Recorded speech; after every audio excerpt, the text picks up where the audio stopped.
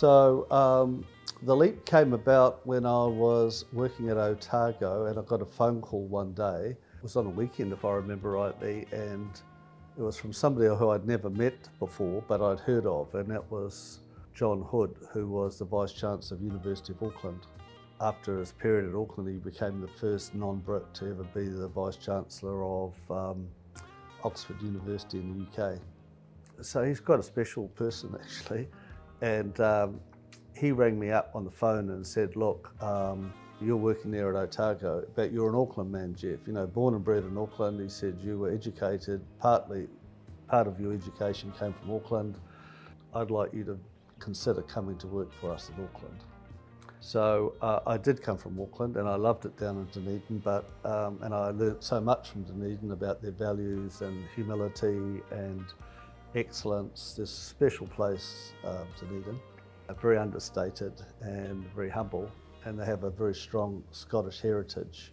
So they're robust people too. They can cope with all circumstances.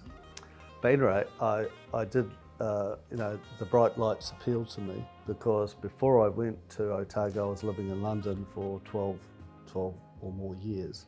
So going from London to Dunedin was, like going out into a different world altogether.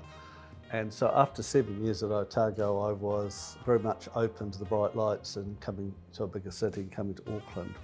When I went through the interview process and they offered me a role of Associate Dean and Professor of Strategy and much the same sort of things I did at Otago really, I said I'd be willing to consider it if they would allow me to work on a 70% appointment, which meant, and 30% of my time I wanted to set up this new institute for strategic leadership.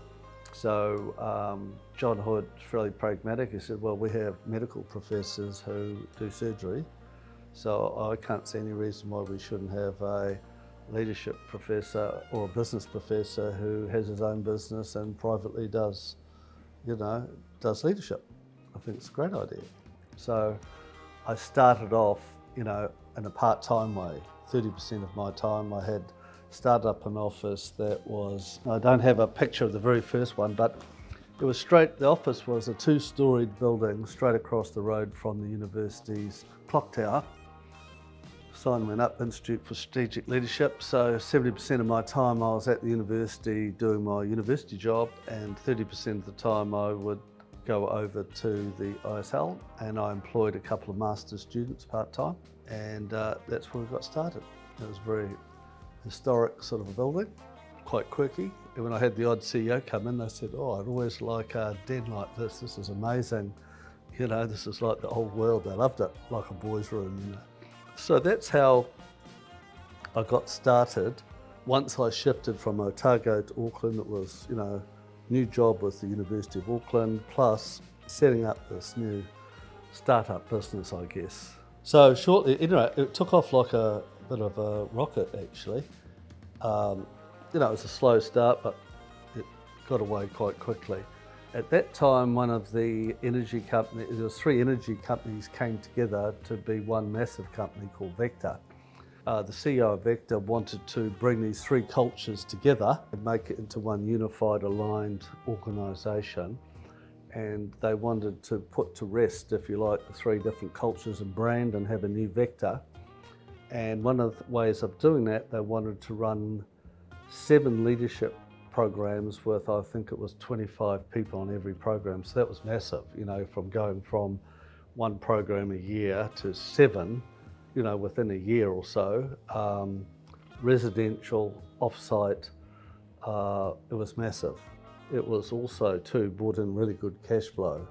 So the next move was to shift to number 5 Princes Street, which is just down the road from the clock tower, but it's right next to the sort of area where the barristers are and the court is around the corner. So it was really great from branding. We had this beautiful old building here. We had a boardroom up the top here, flag flying out the front with the ISL on it, a huge brass plate that almost takes 2 people to lift up with the ISL just here, the ISL logo on it, and it gave real substance and credibility. It wasn't smoke and mirrors, it was something real. And we used to have down the side here, there's a walkway down here, around the back's a beautiful courtyard, and we really involved our alumni and our clients. And then about once a month we'd have like live jazz music around the back here. People were dancing and everything, it was amazing. And we had a whole lot of alumnus events. So this really built the brand. If the Chief of the Navy or Air Force came to Auckland, their driver would bring them in, and they'd use this little office here that had beautiful furniture, antique furniture, and they'd have a private meeting with someone, and we would serve them tea in it with a sort of like a high tea thing. So they used it as a clubhouse almost. So this really was a big part of branding. It was about building relationships with senior CEOs, and those people are still in contact with me 21 years later. And if I was to send them a text message, I'd probably get a reply within 7 to 10 minutes, I'd say, because the relationship's been long-standing and there's been many happy memories.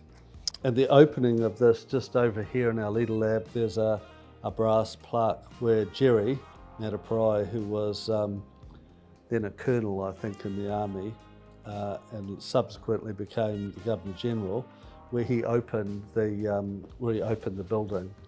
So lots of memories.